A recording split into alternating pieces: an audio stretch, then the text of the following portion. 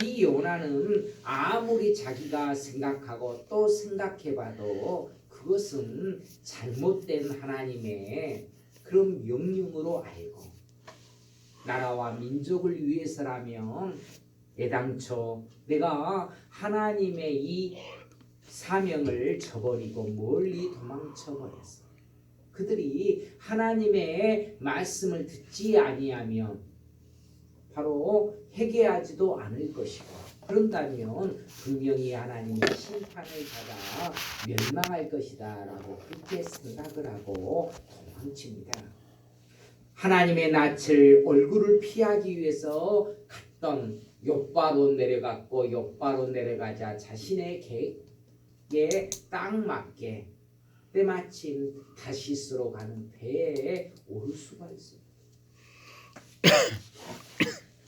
그러나 하나님의 명령을 저버리고 도망치는 이 요나를 하나님께서 내버려 주실 수가 없어요. 당신을 위해서 뿐만이 아니라 요나 자신을 위해서라도 이 풍랑을 일으키는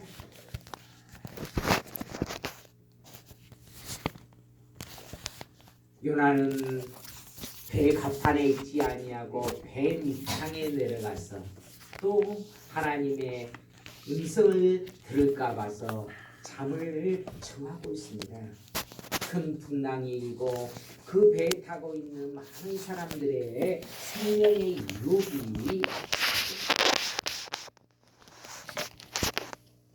그 가운데서는 자기네들이 믿는 신들을 부르고 구해달라고 애원하고 또 물건들을 버려도 하나님께서 이 요나의 잘못을 깨닫게 하기 위해서 허락하신 이 풍랑은 도저히 잔잔해질 수가 없었습니다.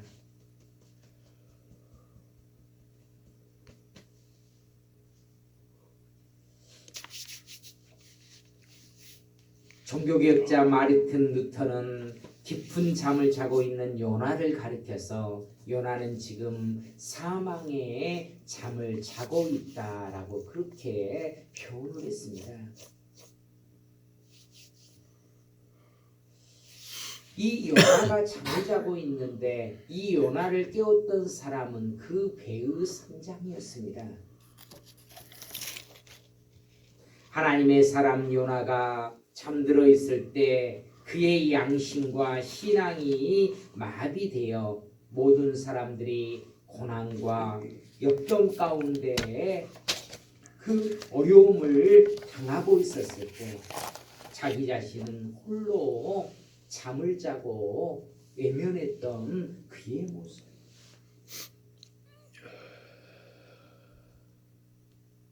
이 배의 선장은 그 배에 타고 있는 모든 사람들의 대표자입니다. 그는 하나님을 믿지 아니하는 사람이었습니다. 그런데 요나를 깨운 사람이 다름 아닌 이 하나님을 믿지 아니하는 선장이었다라는 사실은 이 요나로 하여금 너무나도 부끄러운 모습이고,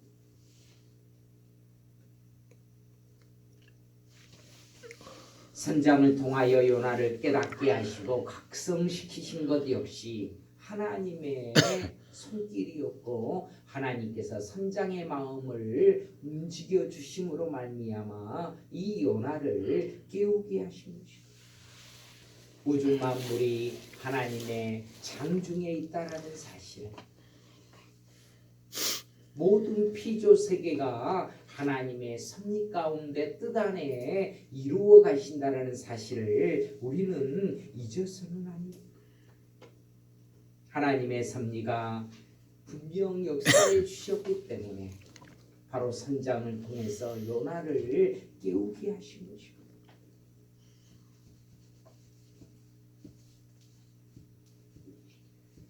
그 배는 매우 큰 배였지만 도저히 그 풍랑을 이겨낼 방도가 없었기 때문에 그 배에 타고 있었던 모든 사람들이 한자리에 모여서 왜 그렇게도 욥바를 떠날 때는 잔잔했던 이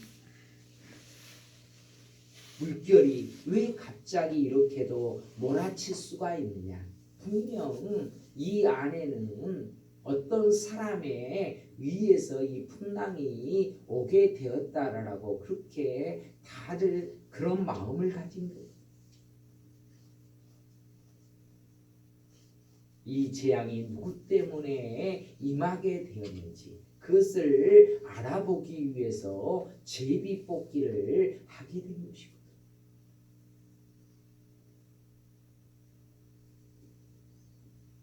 참으로 놀라운 일이 아닐 수가 없습니다. 중요한 사실은 이 제비뽑기를 결정한 사람이 요나가 아니라 선원들이었다는 것. 사실 우리가 성경을 찾아보면 제비뽑기에 대한 다양한 부분에서 제비뽑기를 했던 사실을 우리는 발견할 수가 있습니다. 민수기 26장에 보면 이스라엘 백성들이 가나안 땅을 정복한 뒤로 12지파에게 땅을 기업으로 분배할 때, 사실 그들은 그 당시에는 이 가나안 땅을 정복하지 아니할 때이거든요.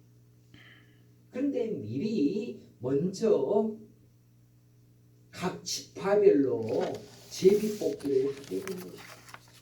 왜냐하면 이제 이스라엘의 북쪽 지역, 갈릴리 지역 같은 경우는 이제 상대적으로 이제 비도 오고 갈릴리 호수로 인하여 목사나 목축 가는데 아주 유리했습니다. 그래서 반하여 남쪽 지역 같은 경우는 비가 매우 안 오고 사막이 많기 때문에 사실 12지파들 가운데서는 서로 자기네들 지파가 좋은 땅을 차지하기 위해서 서로 다투게 된다면 그만큼 문제가 일어날 수밖에 없었고, 그래서 미리 바로 이 가나안 땅에 정복하기에 앞서서 제비뽑기를 또 각 지파별로 하게 된 것입니다. 그리고 여호수아 7장에 보면 어떤 내용이 있느냐면 이스라엘 백성들이 여리고성을 미리 먼저 정복을 합니다. 정복할 때 하나님께서는 이스라엘 백성들로 하여금 절대로 여리고 성에 있는 것들을 탐하지 말 것을 명하셨거든요. 그 뒤로 여리고성을 정복했던 이스라엘 백성들이 그 다음 성인 아이성 전투에 2,000명만 보내가지고 패버리고 말하고, 여호수아가 큰 충격에 빠집니다. 어떻게 견고했던 여리고성을 아무런 피해도 없이 정복했는데 이 보잘것없는 아이성의 그 전투에서 많은 백성들이 군사들이 죽고 쫓겨났던 것, 하나님께 회개 자복할 때 하나님께서는 너희 중에 그 여리고 땅에 여리고성에서 도둑질하는 자가 있다라고 말씀합니다. 그래서 여호수아는 제비뽑기를 하게 돼요. 지파별로, 가문별로, 가정별로 하다 보니까 뽑혔던 사람이 바로 아간이라는 사람입니다.